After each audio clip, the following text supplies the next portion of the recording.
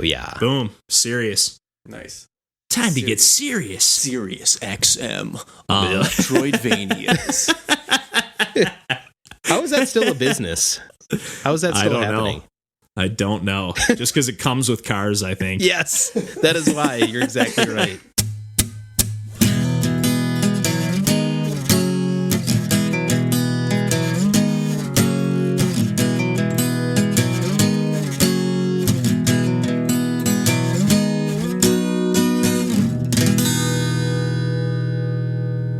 Hey everybody, welcome to Pursuing Pixels. This is episode number 37, and my name's Kevin Portelli, and I'm here tonight with Randall Nolery. Hey everybody.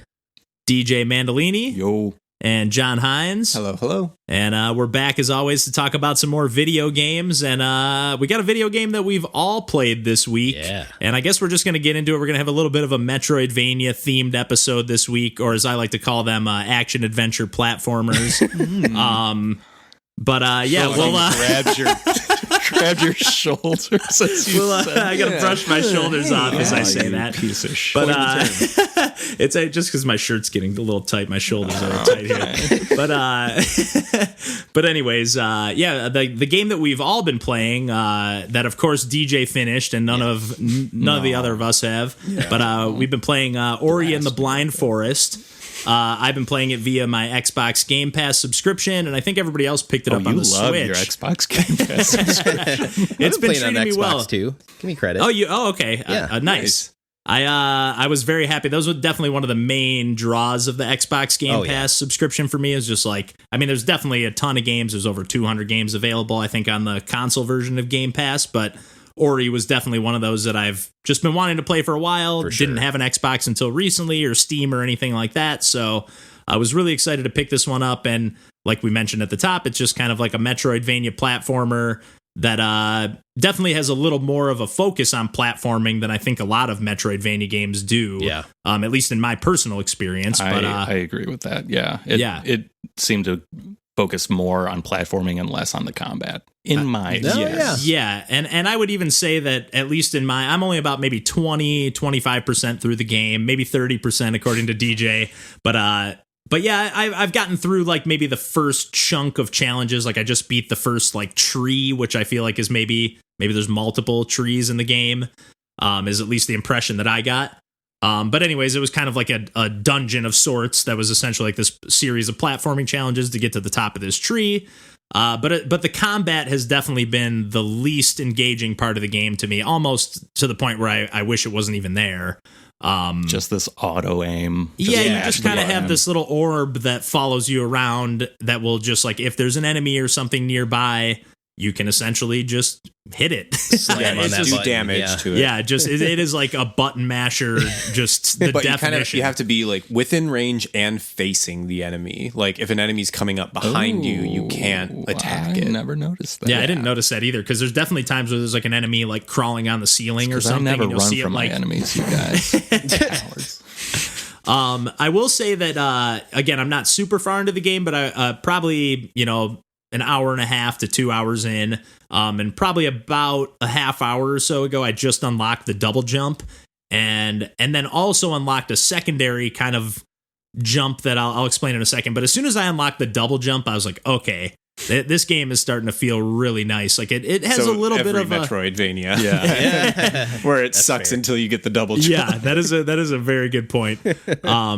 But it just, like, you have a really good, at least to me, I know DJ and I were talking about this a little bit and maybe not quite on the same page, but I really like the sense of momentum that you have with the character. Yeah. It does take a little getting used to, and there are some elements like in that tree where you're like, there's almost like some tunnels there's like these blue tubes or chutes that you can go through like that a are screen wrapping thing. Yeah, it's like a Pac-Man thing where you're going from, if you go in this tube, you'll come out the other end at a different side of the screen or something. Right. And it was a little tough to like judge, like, because you would have to like do a jump through the portal and then do a second jump and like stick it. It took a few attempts to get used to that.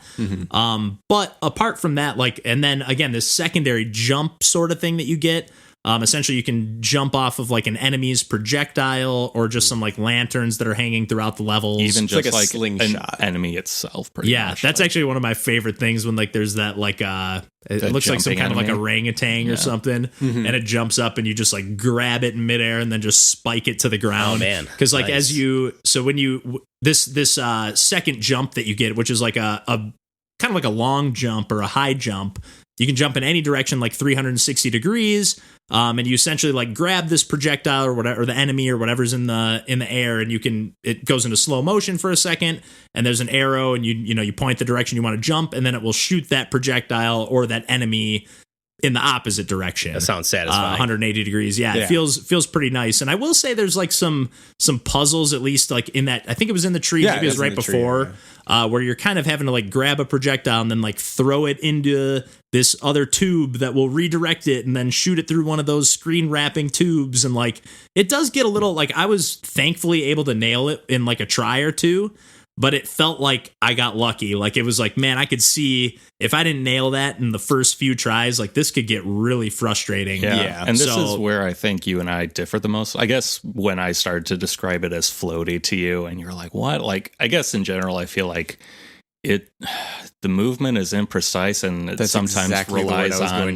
precise. Imprecise? Because I feel like I'm able to, other than like what I was talking about, like jumping through the like screen wrapping things, like I'm pretty much able to stick my landings when I want to, for the most part. It's more than I can in or as much as I can in most platforming games. It's kind of the reason why I threw out like Yoku's Island Express as like a game that this reminded me of, because like that one, like you were literally, tethered to a ball and like there's mechanics in pinball, but like you are kind of at a mercy of like whatever momentum you have. Yeah. And I feel like that is, especially like with that like projectile jump, like that is a very imprecise, and like you are like dealing with whatever momentum you can launch and whatever direction an enemy or a candle might be facing. And like, because there's a lot of them where like the enemy will be either swinging or like the lantern will be on a string, and like the second that like you launch off it, it's just moving in a completely different direction. And if like you say miss a jump and have to redo it, then suddenly it gets way more chaotic and less planned than say like if like a game has like a grapple mechanic. Mm-hmm. Yeah, I mean, I definitely felt that there was definitely a couple sections where I was like, I was able to nail it in a couple tries, but like I just kind of got into the groove in that particular moment. But like I was like, man, this is tough, like syncing up to the enemy's projectiles and the timing. But I just disagree with you guys, I guess, because I feel like the controls are very precise. I feel like it has a little bit of that like. And when we're talking momentum, we're not talking like Sonic the Hedgehog momentum, but more of like that kind of like Super Meat Boy momentum where it's like a little bit of like a delay to get started. But then like once you're going, like it might be like a second, or like just when you're in midair, it feels a little bit of that. The arc of the jump feels similar to me as Super Meat Boy. I guess it's like a long, shallow arc. You're not going super high, right? Unless you're doing this like projectile grab, jump. But I really like the skill tree that there is in the game too. There's kind of like 3 branching paths that are like focused on your attack. One branch on your attack, one branch on kind of like the map, unlocking different aspects of the map, and then the other branch is unlocking your like skills. I think I haven't really messed with that one all that much, but can I? Go ahead. Can I spoil? Well, spoiler alert, kinda. Well, what are you gonna spoil? Is it a mechanic or a mechanic? I think that's okay. I think that's okay. Well, just fair warning, warning, spoiler alert. Yeah, you can hit the 30-second button a few times. Yeah. Or 15. So on that skill tree, you're gonna get pumped on this. You can, that little dash mechanic you've got where if you're on the ground, you can like just dash forward. Like I don't think I have. That's in the skill tree, I think. Well, the skill tree, this is also one that I prioritized. So as soon as you mentioned it, so I don't have that. No, you're talking about not. I think you do. It's a ground dash mechanic where you're. He didn't. No, I have not. unlock that. Isn't mechanic. that that's before the tree? I thought You can get to it before the tree, but it's not required. Oh, interesting. So I it is got it something before you the tree. find in the world. Yeah, I found it before the tree too, because I actually explored the world, Kevin. Yeah. Well, I feel like I'm exploring it, but I also just kind of like go with the flow. I'm just like, okay, this path seems open. Okay, I'm going this way. I don't go. Let me check the other way first. I'm just giving you shit. Yeah. No, that's okay. I really wasn't planning on doing a lot of the exploration, but like, when you bring up the map and it shows like, oh, I've done like 60% of this already. Like, it's very informative, the map and all the little like percentages and stuff. It tells you. Yes, it is informative. I like the fact that it displays a lot of the power-ups, but like I wish the zoom out function was an actual zoom out of the map and not a zoom out into this nice like landscape of all the different areas. Yeah. Another similar aspect to Yoku, when it zooms out and you just kind of have like that whole. Although that actually still you can see the layout of the actual levels, where this is just kind of like a zoom out to like the concept art essentially of the map, and that was super. It's frustrating. beautiful, but but like I was trying to be like, okay, what is the path I need to take to get to the other end of the map, and I'm like, I just can't see that until I get closer. And see, this is definitely, and we'll get into this. We're gonna have a little bit of a Metroidvania conversation, but I think this is somewhere where you and I differ, because I love that this game has like each zone is kind of like. This zone is like a level, essentially. Like there's some interconnectedness, there's some backtracking. I don't know if I agree with that. Well, but it feels like it's very separated from everything. Like, no, yeah, but also disagree. Okay, maybe I'm just not far enough. But it's like each section has a percentage. Like you have found. Yes. So at least to me, it feels like segmented. You are going back and forth, but I know like. I guess I kind of know like it's time to move on from this section, but I'm only 80%, so I know I'm going to have to go back there. I like that. I feel like those segments are very arbitrary and not like, I have no idea what delineates one section from another. Exactly. Until they look like very in the similar center to me. of them. Like once you're in the center and all the transition screens are gone, and you're like, oh, this is no longer a light yellow green. This is a full green. Well, that's not what I meant per se, but like each chunk felt like it was designed in like this chunk is its own chunk. Like each area of the map feels like its own set of like isolated levels, kind of. To me, but again, I'm not as far into the game as you are. In general. Like that's kind of what I feel for the entire genre, but not for me. I feel like that's something I disagree. But we'll get into that when we get into the conversation. Get into later. my spoiler. I know, good lord. Oh yeah, keep picking. Many 30-second chunks you're gonna have to skip. So you. Hey, you're going to get a dash mechanic, Kevin, if you didn't already get it. But what if they skip to that exact point? Yeah, this is I've definitely gone far enough now. To me, that's not a spoiler. That's just another reason to get this game. Well, so when you get that ability, it's just when you're on the ground you can dash forward, but one of the things in your skill tree is to make it so that you can also dash in the air. Okay. Okay. And that was as soon as I saw that was an available ability, I basically just stopped upgrading other things. Yeah, I was just like, because I wouldn't originally have gone that path, but it's just like, oh, later on, this is stuff I want. And I kind of actually, now that I know that the dash thing is kind of an optional, or at least like you can do some things out of sequence. There was a specific area that you can access after you get the wall jump that I wasn't 100% sure if I was supposed to go that way or if I was even able to.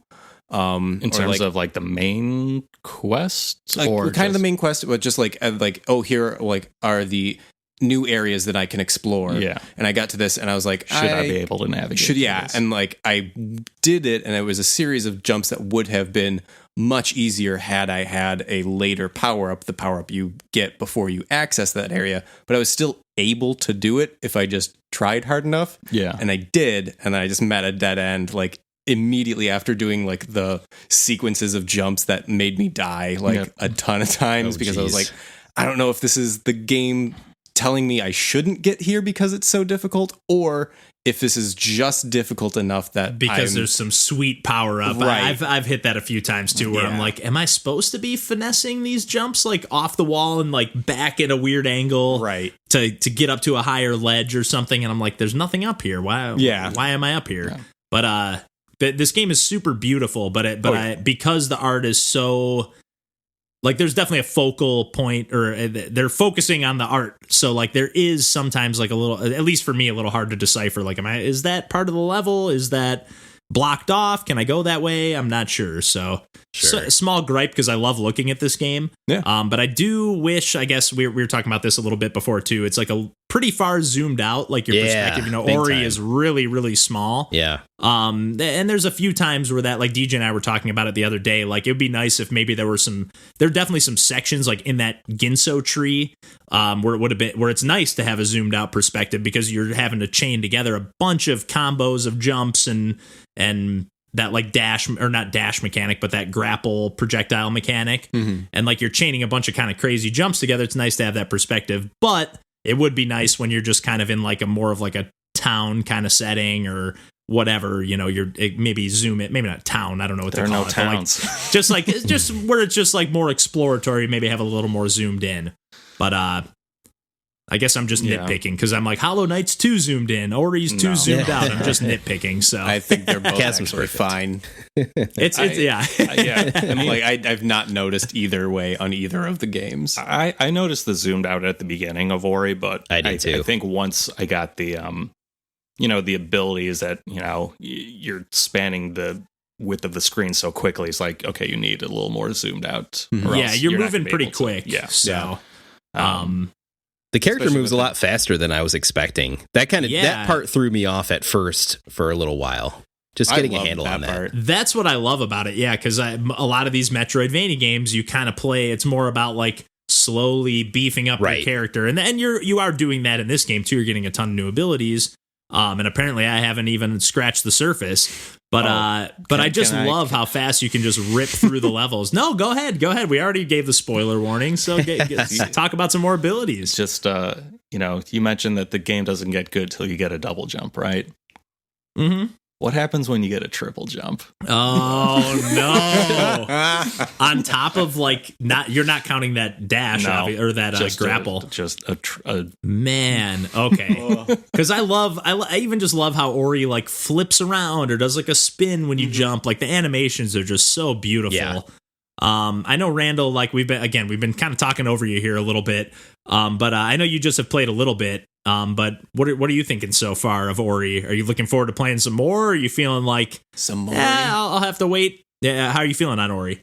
I'll probably play some more. Actually, some of these spoilers I think are going to keep me pushing forward, and kind of helps me pick the right items in the skill tree, because I was kind of leaning in that direction anyway to get that mid-air dash just from other games. So like, I just like mid-air dashes. It's always fun. It felt like it should be there. Like there were many times where I was like, I feel like I should be able to dash here. Oh yeah. So I'm glad to know it's there. I kind of was going to upgrade the attack, because I was just I just want to dispose of these enemies ASAP. Yeah, that was my mindset, but I was like, fuck the combat in this game. It just doesn't matter as much as the platforming. So. Right. Yeah, it's not very engaging. I do think it's cool that this one's more platforming focused as a Metroidvania, though. There's, not that many of those. So, I'd like platforming games a lot, as you probably know from listening to these episodes. But I'm very early on, though. I still haven't even gotten to the first tree. I just got past kind of the first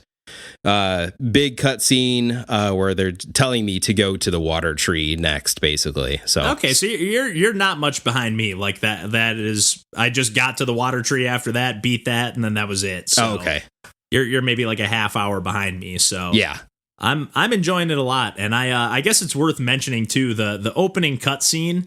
Man, a bunch of crybabies over here. Kevin and I I was lost it. I was not bawling. I was just in my apartment by myself, but I was choked up hard. Yeah, same. Like I was like, you know when you get that, just kind of, it's a little harder to breathe, and you're just like, man, this is hitting home big time. No, it's a very effective and I think very beautiful story. Like it's not complicated. There's without not a word. I don't even think it's, there's any dialogue. Is there? There's like a narration, but actually not during that sequence. During this particular sequence. No, that's just animation. It's just visuals, and it's pretty great. Very well. It's done.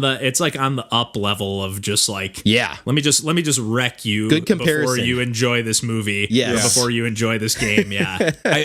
I was thinking though, as it was happening, I was like, man, am I gonna like just like start playing a Metroidvania where I'm just like killing enemies immediately after this? Because I'm not in the mood. I don't really want to do that. Yeah. Yeah. Well, one of the reasons why we were going to have this Metroidvania focused episode is because of one of the games that we've also been playing, or at least John and I have been playing, is a game called A Robot Named Fight. And I'm glad that John picked this up and mentioned that he was playing it, because I picked this up a long time ago on my Switch on sale. It's just like a roguelike Metroidvania title, very more much Metroid in like, like Super Metroid. Yeah. It's definitely going for like that Super Metroid kind of feel in the controls and everything. Like, at least to me, it has a very similar feel to Super Metroid. But this was one that it didn't grab me right away, but John said he was playing it, so I was like, I should just give it a try so we can both talk about it on the podcast. And I ended up playing like 3 or 4 more runs that one in particular that not super deep, because it felt like, man, this game is opening up like bigger than I thought. I think I guess I don't really know, but I was about 40 minutes in on that run before I died. Wow. But I was having a really good time with this game. It took a little minute. Like I'm personally not a big Metroid fan in general of the series, but in particular Super Metroid. I know that's not a popular opinion, but I'm just not huge on how the controls feel in that game. Like Samus just controls a little slippery, a little bit like floaty on the jumps. From a little like bit you showed me, I didn't like how it controlled either. On A Robot Named Fight, or okay, because I mean, it could be a getting used to it thing. But I got used to it. I got used to it more in A Robot Named Fight than I ever did in Super Metroid, and I've given Super Metroid at least 3 legitimate shakes at like trying to play through this game with 3 minutes with of one my time. with at least one of those times getting pretty deep into the game, I think. But I just eventually hit a wall with like losing where I was going, and that is a small gripe I have about this game. There's a lot of like there's a wall that you just have to shoot, and all of a sudden you realize, you can break that wall, and like there's a lot of that in Super Metroid though too. Oh yeah. But with this being more of like a roguelike title, it's just randomized every time. Although I do think these rooms are like specifically designed. I've definitely seen some repeat. The rooms themselves are the same, but like the way that they're arranged on the map is different. Yeah, and the thing that I'll say is that the time that I was sold is like that on that 40-minute run that I had. On the previous runs when I'd played, I'd never like encountered a save room or anything like that. And there are these like, so it is like, you die and you start over from the beginning. But if you find there's teleporter rooms that you can find throughout the world, and then you can teleport between, fast travel essentially. But then there are also these save rooms that you essentially like unlock a little bio chamber that then when you die, you will respawn at that bio chamber instead of starting at a new level. And like the first time that happened on that 40-minute run, I actually was able to find 3 save rooms. Nice. Oh my God. So I was just like, man, like I don't know. I was getting really immersed in like the world, and to not save it for the end, the soundtrack in this game is slamming. Okay. Like it is. But it also sounds so much like a Super Metroid, and it's going for the vibes, but it does get a little more rockin', like some riffs start coming in. But there's one area that I was like, this is like evoking like Magmore Caverns too. Yeah, it's pretty shameless on the Super Metroid. Yeah, like which I'm not upset about. Like I liked it. Yeah, but and your character looks very like Ultraman. Like it's not a you super. You look like Papyrus from Undertale. Actually, that's fair. But yeah, I just was surprisingly having a good time with this game. Like especially the more I'm playing different runs, you're unlocking like different abilities that will show up in future runs that you can unlock. Like whether you move a little faster as your character, or you shoot a little faster, or so you're doing Metroid actions in this game. You're just you're shooting your missiles and Yeah, you get blocks, killing missiles. aliens, There's missile doors. I mean, it is like shameless. I mean, the jump doors. mechanic is exactly the same. Like if you jump without a direction, you'll do a straight up and down jump that you can finesse the back, front and back motion. And if you jump with a direction, you'll do a spin in midair. Okay, yeah, like that, and you can duck, and you can't turn into a morph ball, but you can turn into like a morph spider that you can creep under. But there's been some cool puzzles because you can like jump when you're this spider. Like I don't know if you've seen like gotten to a section where there's like that kind of maze that you have to get through with the spider, and it was pretty clever. Like it was cleverly designed. But yeah, it also has a lot of the stuff that wasn't like commonplace in Super Metroid, I believe. I think it was added in with Zero Mission? Fusion. Or Fusion, where Fusion. If you hold the L or R buttons, like you will hold at an angle. Like you can always shoot at an angle by like holding a direction. But like if you're stationary, you can hold the shoulder buttons, and that will either aim up or down. I love that. And you can actually hold both of them at the same time and then shoot directly upwards without having to hit up. Because sometimes it's a little finicky. Again, like you're like pivoting between the 45-degree angle and straight up. You could just hold both and you'll shoot straight up. Yeah, so it does have a lot of the stuff. Like it's like Super Metroid at heart, but it also has a lot of it has the benefit of being a game that is made with advancements since Super Metroid as well. Yeah, and I think this is another game that's kind of like a one-man team. Or I think it was like him and his wife. Like his wife, I think, is the one that does the voiceover. I could be thinking of a different game, but I'm almost like the voiceover in the intro. And it's like very like just super like distorted and kind of hammy. But it fits the vibe. It's it's not the most polished experience, I would say. Like there's a little bit of jank going on, but I'm having a good time. I was happy that, like I said at the top, like I'm happy that you said you were playing it because I had kind of just played a little bit and I, like I always do, just like 5-10 minutes. Okay, this game's not for me. And I was happy to go back because I did get kind of sucked in and do find myself when like, I don't have enough time to play a War Groove level like I've been playing recently, or I don't have enough time to play a Slay the Spire run or something like that. Right. Like this just fits the amount of time I have right now, and you can save your game at any point in time and pick it up, which is nice. Something that like Sparklight, like I talked about last week, didn't have. So yeah, it's just kind of nice. I'm having a good time, and I'm curious to see how much more this game opens up because I feel like I'm still not that far into it. I will say I'm a little less keen on the game. I like it. I like it a lot, but I really kind of get to a point in a run where once I start getting a lot of like power-ups and different abilities, like I have never gotten to the point where I feel confident that run is going to be the one that I win. So I just start getting a feeling of dread. I was like, God, I'm going to die and I'm going to lose all of this and I'm going to have to start over from the beginning. Right. And like, I think a mode at least that I would really appreciate that if this game had is kind of like the roguelike elements of Chasm, where if it just randomly generated an entire world like from the start, and then I could just replay that like and keep all of the upgrades that I have when I die and just make it another like I don't really like the way that the roguelike elements are incorporated. Have a mode that's not permadeath, essentially. Yeah. So is there no persistence between runs besides finding the save points? Is that am I hearing that right? And the save points are only again still like tied within to that specific run. Okay. So like and they just give you if I find a save room, it's like a continue essentially. Gotcha. Yeah, otherwise you are every time Starting you start over with it's just zero. totally reshuffled. Okay. To the point where like DJ played a quick run early, or not even a full run. I guess you died. But he saw a boss. I didn't mean that as a joke. But like But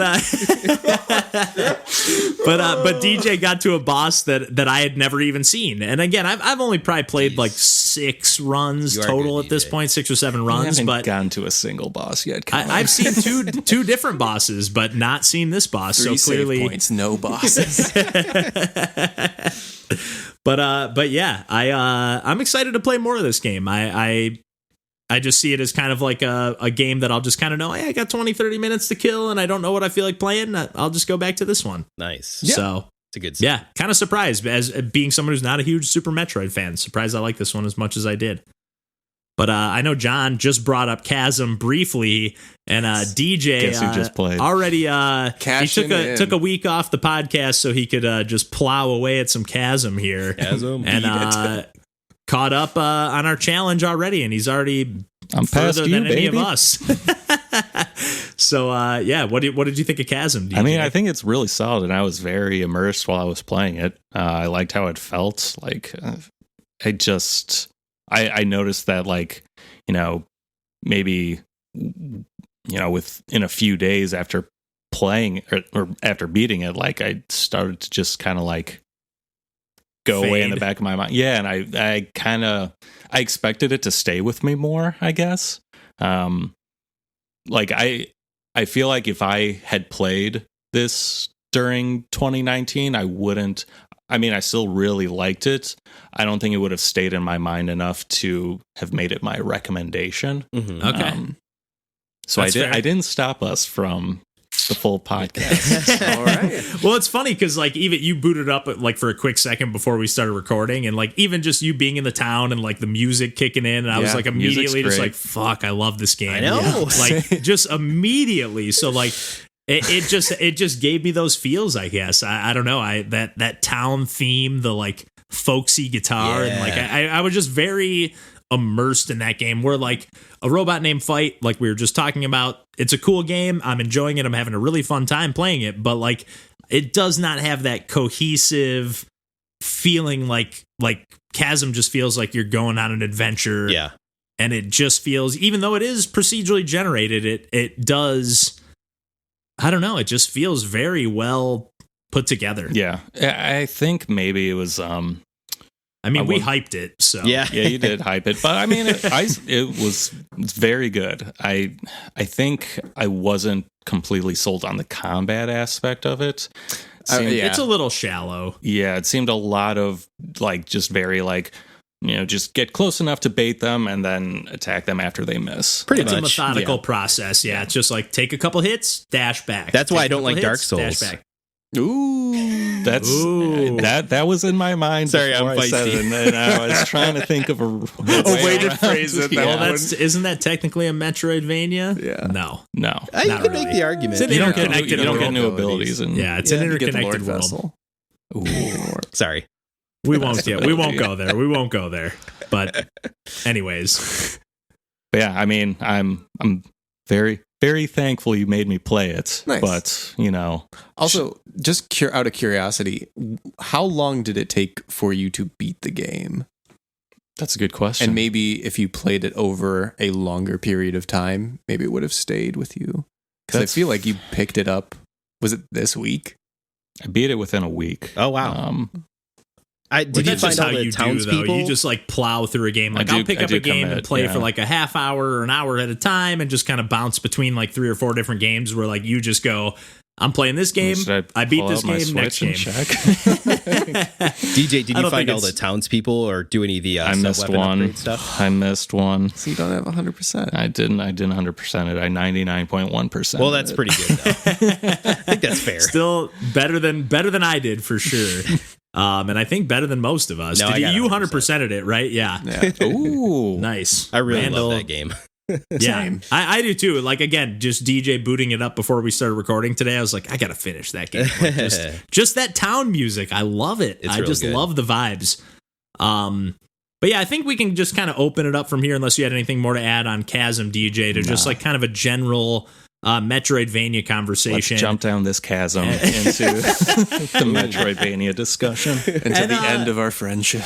Yeah, and it's like I don't necessarily know how to frame this conversation. John kind of I think a Robot Named Fight kind of tipped or at least kind of sparked the idea at least to have the conversation, because a lot of these games, I think we mentioned it even with Sparklight last week, or when we were talking about something last week, we kind of mentioned how some of these games will just like slap on a roguelike mechanic, and like John was saying, like it might be nice to at least have the option in a Robot Named Fight to have like a non-permadeath mode.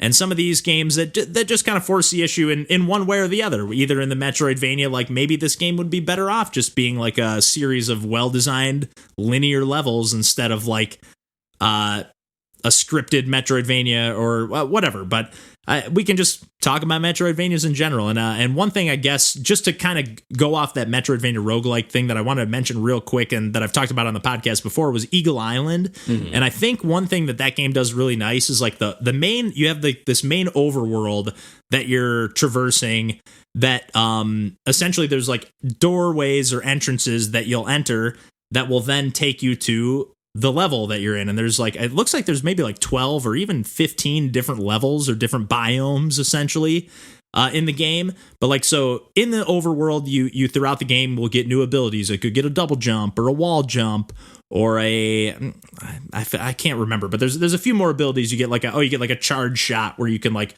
charge up your owl, and this is like a 2D side-scrolling platformer, Metroidvania style. Yeah. But a light Metroidvania. But again, that overworld, like you're getting these new abilities that will, again, like unlock in the levels that you're playing. Like there's enemies that will require you to use these abilities to take them out. But each, like the overworld is the same. It's always the same. It's not procedurally generated. But then each of these levels or dungeons that you find, so like once you get the double jump, now you can get to this higher level that you couldn't get to before. Right. Now you get up there, and now there's a room that you can go into. You go in there, and then that level is procedurally generated. It'll almost play like a 20XX level, or it is like a little bit Metroidvania, but within those levels, it's not like it's exploratory and you're platforming around and there's a little bit of backtracking and maybe you have to find a key or something, but you're not going to get like an ability within that level to open up new things. But in the overworld you are. So it's like, it's letting you feel like you're going on this adventure and opening up new areas, but then each area is like its own separate mini roguelike, I guess, which is really cool. And something that they've added into the game since I talked about it previously on the podcast, they've like, to me, it feels like the controls feel like just a little smoother, a little tighter. They were like just a little slippery before. Not in a bad way. It just took a little getting used to, but and this took a little getting used to now as well because I was used to the previous way. Right. But it's just a little tighter, and then now you can like each of like the different like buffs that you get on a run. You can either apply them immediately or you can put them in your backpack and save them for future runs that you can like open up a loadout right at the beginning and be like, okay, I want to start with like extra health and that's just admitting a wall defeat. jump. That's fair enough. And they've actually added a bunch of like quality of life improvements, like 360 degree aiming instead of like the octo directional aiming like we talked about on the podcast. So just a bunch of features, but not to go too much into Eagle Island. But again, what sparked like, obviously it was a robot named Fight, but like I know we talked about like Gato Roboto or Yoku's Island, but like what are your thoughts on Metroidvanias, John? Because I know you and I are not always on the same page. I've got so many, but like I think what really sparked it was like I was kind of comparing a robot named Fight, which had a lot more mechanics that I like in say like a combat or like a level design aspect, but like really.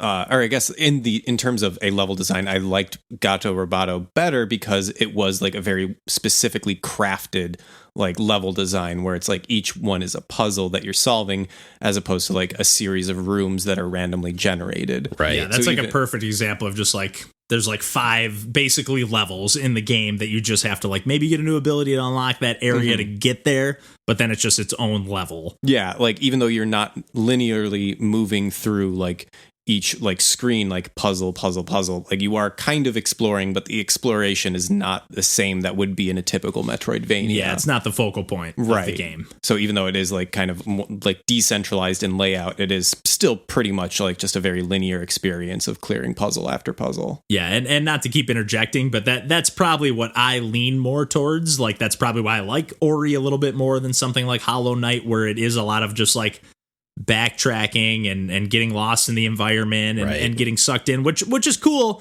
but I guess it just doesn't speak to me. Like again, I like to play games in like short little 30-minute bursts or an hour bursts. So like something like Hollow Knight, I feel like you're going to get a lot more out of it if you're going to sink in like 3-4 hours at a time and like really get sucked into this world. Yeah. Where like Ori, I can kind of just be like, okay, I beat that little set of platforming challenges and I can just make a little save state wherever I'm at. Which is sweet. Assuming I have enough energy.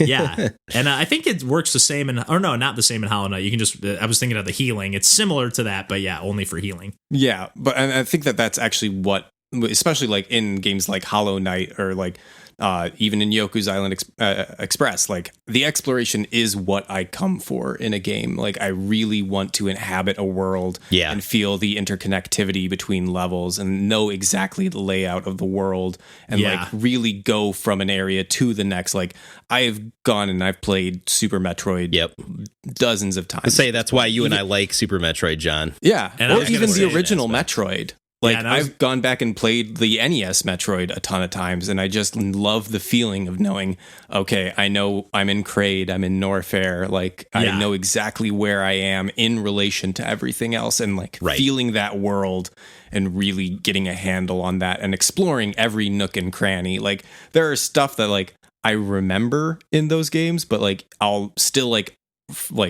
accidentally rediscover it and be like, God, I forgot that was even hidden there. For whatever reason, I have a tolerance for BS when it comes to finding the secrets. Like I'm willing to shoot like all the ceiling tiles and walls. I will bomb every wall. I am most certainly not. Like I definitely like I want the facade of like give me the interconnected world, so I feel like I'm really going on that adventure, and that's kind of why I like to call them like action adventure platformers, because they're obviously action focused in most cases, and like.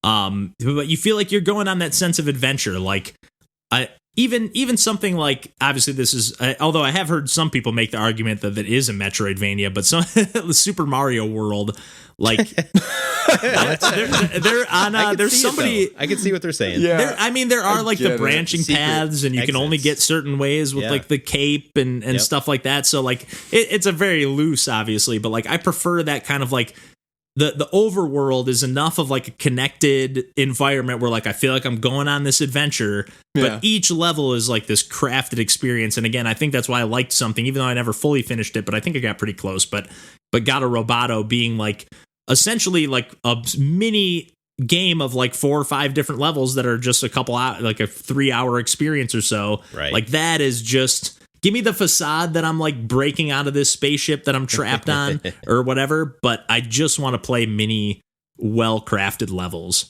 John has something to say. Yes, I know. Yeah, his hands up. I've also been making it my goal to write the podcast position on Hollow Knight, which I think has been unfairly maligned. No, not by me. Maligned. But no, I was just saying like in the exploration of Hollow Knight, I think like that was such a key experience for me where like I would boot up that game and like I've played dozens of hours of that game. I've still not beaten a mainline boss in that game. What? And I've done so much side stuff. I've done so like every time I load that game up, I really just want to be in that world and I'm just going to be exploring and I'm just going to be like, what's over here? And even like last time I booted it up, like it had been months since I played it last, and I just went to an area that like I thought I honestly had unlocked everything on the map. It didn't look like there was anything that I was missing, but I just went to an area and like noticed, I've not gone up this area, and I found a whole new boss that I had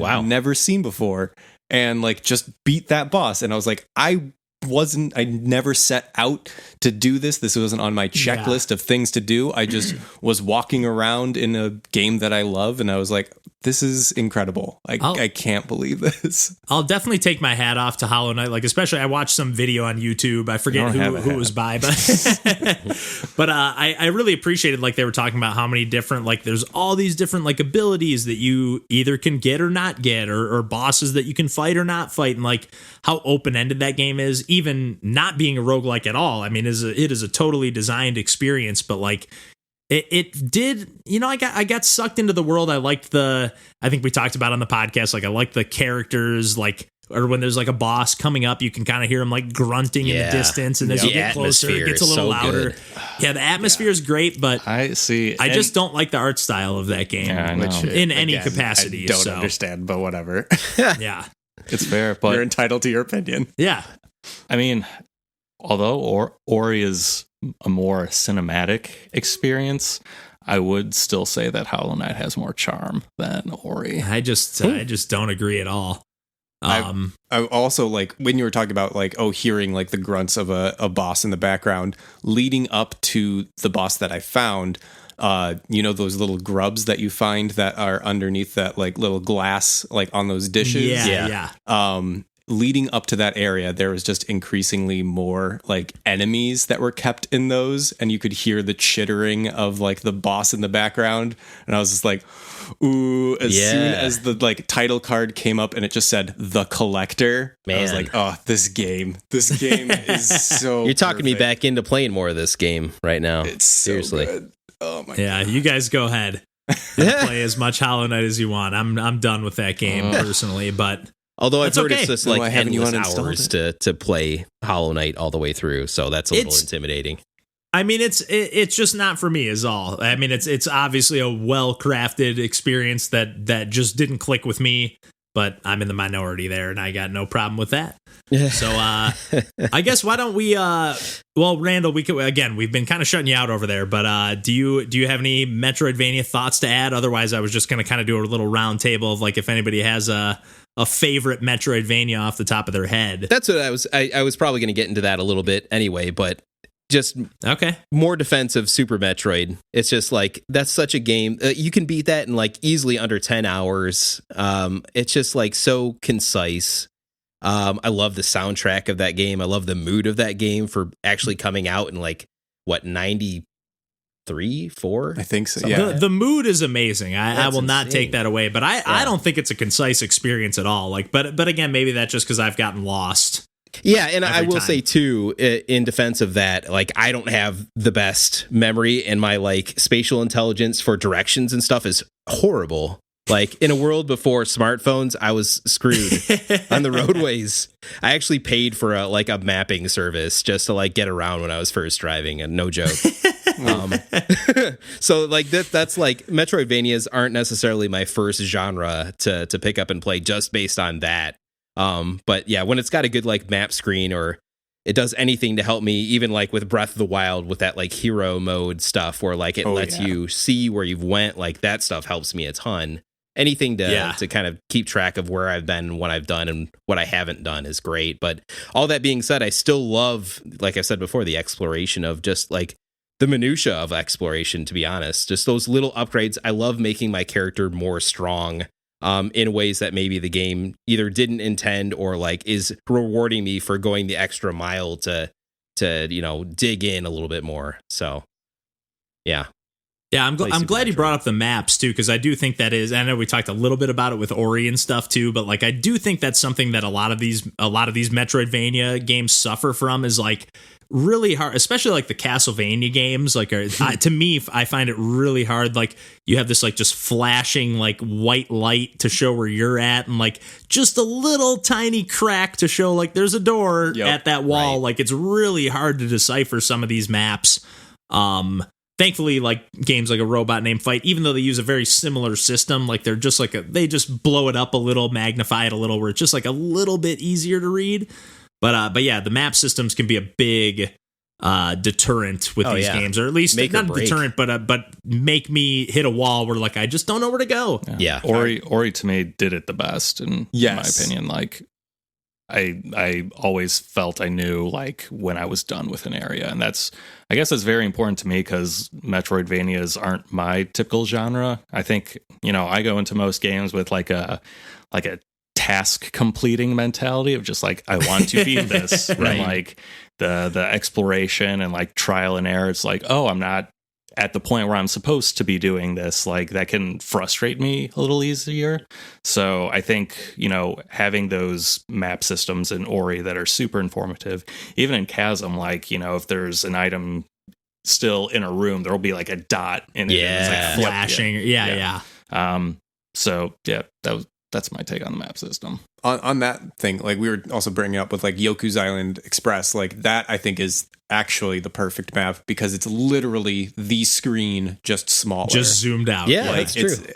It's not like abstracting like in Ori where it's like just showing the outline of the room, or like Hollow Knight, which is an even more like less abstract like outline of the room. Like it is literally the screen, like with all the like platforms and everything in the same colors, the entire world too, not just the zone you're in, like the whole game, which is like, again, it's probably another like 10-ish hour game. It's not a short game by any means. So Really fun game. I feel like it's worth, Randall and I did a couple like practice episodes before we started doing the podcast proper here. And that was one of the games that we kind of picked off our list of like, hey, we've been meaning to play this game. And I think we both, not to speak for you, Randall, but really had a good time with that one.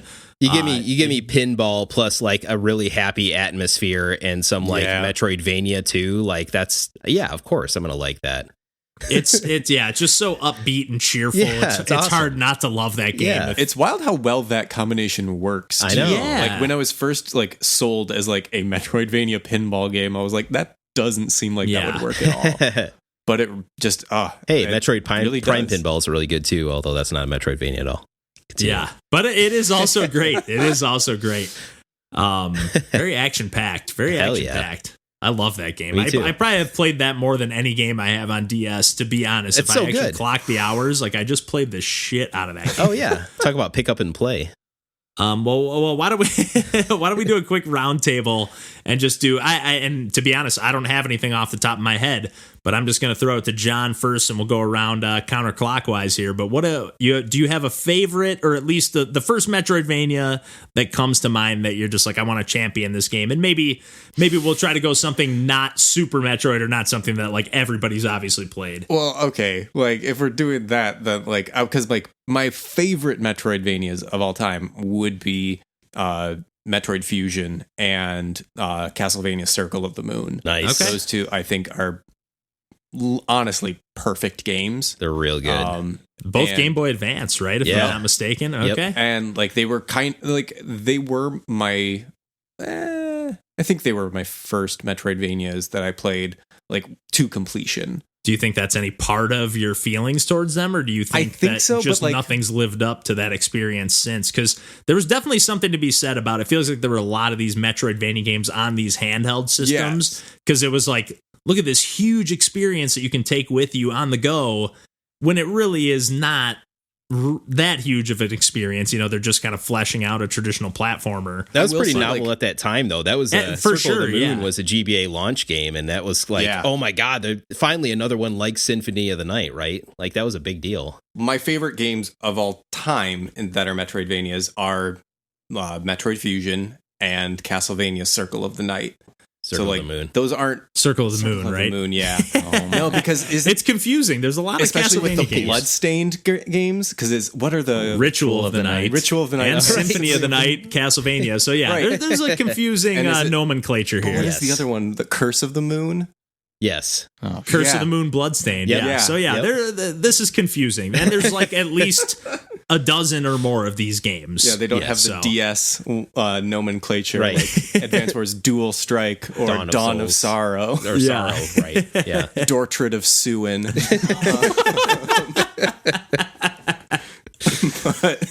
So yeah, like those aren't like hidden gems in the Metroidvania world, but like they are the ones that cemented this whole like idea of exploration and like the continuous world and kind of building a story like in between all of that. And honestly, the game that to me has even come close to like the Metroid series and the Castlevania series in terms of just like overall experience or just me getting really involved and loving in the world is Hollow Knight. Yep. Like as soon as I started playing that game, I was like, I don't know if this is like going to be it, but like the right when I'm like get into that first area, like that first real area of the game, like I'm just like, yeah, I'm going to be here a while. Like I'm going to be coming back here and really just sinking my teeth into this. I don't mean to jump in because this is also going to be my game. Yes. But yeah, I don't think I don't think I had a session playing this game that was less than 5 hours at a time. Jeez. Same. Honestly, yeah. And I never planned on that. Like it would just be like I feel like playing Hollow Knight, and then I would just be like, oh, I need to turn the lights on in my house. Right. Man, I couldn't have had just a more different experience with that game. I'd play for like 30 minutes and just be like, okay, time for something else.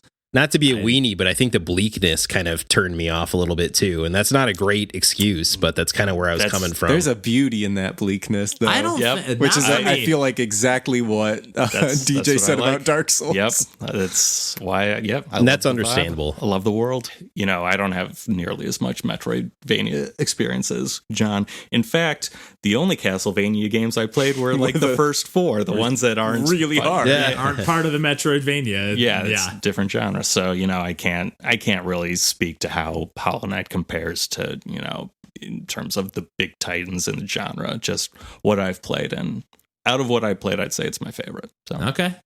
What about you, Randall? Anything that jumps off the tip of your tongue? Yeah, well, the first one, but it's just like beating a dead horse that I love so much is Chasm. And we kind of had a little offline conversation about, like, I was trying to figure out what I was going to pick, and you know, we got into it a little bit, and you know, we talked about how there wasn't necessarily one element of Chasm that you can point at and say, oh yeah, that's like the reason why I like love this game so much. But I think it's one of those classic examples of like greater than the sum of its parts type of thing. I think that's why I think every part of that game kind of just melds together for me and kind of just kept me coming back to it. And yeah, it's less bleak too, and I appreciate that. The other game that I just wanted to highlight, and I guess it's more of a classic example and definitely not a hidden gem by any means, is Symphony of the Night. And this is coming from a guy that's not a very big PlayStation guy, but that game in particular, I just love. I love the soundtrack. I love the mood. I love the like chunky pixel art look of it, the vibrancy of it, the bad voice acting, even. It's all just really good. It's part of the package. It is. Yeah, and if you haven't played Symphony of the Night, I think it's a game that still holds up today, and you can actually get it on Xbox Live Arcade. At least the 360 version, I think, is still available on Xbox One. I'm pretty sure it is. Yeah, I'm pretty sure it is as well. Yeah. And I got to say, I probably, as I've obviously made clear, Metroidvanias aren't my cup of tea all the time. And I think I got to go with you mostly, Randall. I think Chasm is the game, even though I never fully finished it. I just got sucked into that more than any other. Though like games like we mentioned, like Gato, Roboto, or anything that's going to have like a little more of that scripted design where it's almost like a fake Metroidvania. That's typically going to be what I gravitate towards. But yeah, just Chasm, I really got sucked into that environment and that world, and I just love the pixel art, love the music, love just each different region. I know not everyone's on the same page with me on this, but like with Hollow Knight and even Ori and a lot of these other games, like I feel like the regions or the zones on the map are not distinct enough to me. And Chasm, it's just, they're very like, you're in the crypt, or you're in like the kind of foresty area, or you're in the lava chamber. Like, it's just very, you know where you're at, even though it is procedurally generated. So. I think that's why I like Super Metroid so much too, is that's very much the same way. You're in like one of, I think, 5 different sections, and they're very much explicit. Like, you are in that section, it's the lava area or whatever, you know. It's just like, you can tell where you're at, and that helps me a lot, again, from kind of losing track of where I'm at. So. From a spatial standpoint. I guess with a lot of the older ones, like especially Super Metroid, I just find myself getting stuck a lot more often and always hitting a wall, where like Chasm, again, I didn't finish it, so maybe I'll hit a wall eventually, but like as I progressed, like I hit a few snags here and there, but like I just felt like I'm able to keep progressing, where like a lot of the older ones, like even Symphony of the Night, like I just hit a wall, or like I did beat I think it was Dawn of Sorrow, maybe Portrait of Ruin, one of the DS ones, and I definitely got the bad ending, or one of the bad endings, but like I don't know what I did to get that, you know. I just felt like I was just playing the game, and all of a sudden it just like ended, like the villain of the game escaped, and that was the end of the game. I was like, what the hell? It's just over? So yeah, I just feel like some of those older games, I don't know. I disconnect. There's no connection with me for them in particular. But yeah, Chasm really did it for me personally. So heck yeah. Yeah. Well, clearly we're not all on the same page with the Metroidvanias, but it's a varied genre that appeals to a lot of different things for different people. Yeah. That's right. Very diplomatic. Which is interesting, because I think it's almost hard to even call this a genre, because they really are just platformers with either puzzle elements, or maybe they're more like with Hollow Knight, maybe it's more like Dark Souls style combat elements thrown in there, Sure. or at least a lighter version of that. Aren't all games the same genre? Yeah. Whoa. Just win. You gotta do a whole other podcast on this. Yeah. The God. philosophy. Pursuing philosophy. Yeah. There you go. All right, we'll get into that maybe at another time, but for now, I think we can call this week and wrap it up there. So thanks for tuning in, and if you're looking for us on the internet, you can find us at pursuingpixels.com, and we're on Twitter, Instagram. You can email us at pursuingpixels@gmail.com, and yeah, until next week, we'll catch you all then. See ya. Take care. Bye-bye. Bye.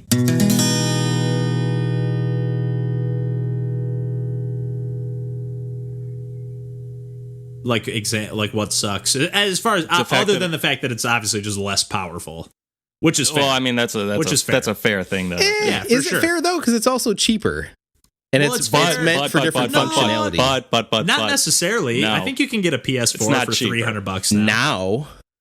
Yeah. but And they were $400 when they came out. when you get a think. Switch, Yeah. you need to buy more than just the Switch because, according to you, the Pro controller is the only solid controller that won't crap out. So you got to buy that.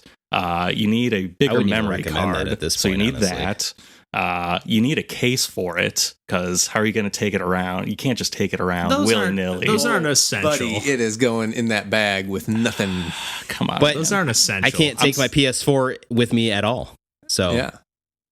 You get the added functionality of like the different functions that a Nintendo platform will provide. sure. For what it's worth, but have then it's not an argument of cost. Then it's just an argument of what are you getting for? Because then I Yeah. think the costs pretty much even out at that point. I do Probably. think so too. And for what it's worth, I do have photo evidence of a man at a truck stop playing a PlayStation 4 at a Burger King gas station. It was like the best. I was like, is this guy playing? I think he was playing NBA as well. I don't know if it was yeah. NBA. My It might have man. still been when NBA Live was still a thing. Oh, not my man. But a few years ago. But it was a PS4. Maybe it was a PS3. It was a while ago. Yeah, But I just remember dying. I was like, this guy just has a full blown setup. It was like 3 a.m, like get your driving game home in the in, middle man. of the night.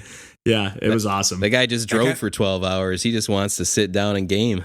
Now he wants to drive the lane. He's playing like Euro Truck Simulator.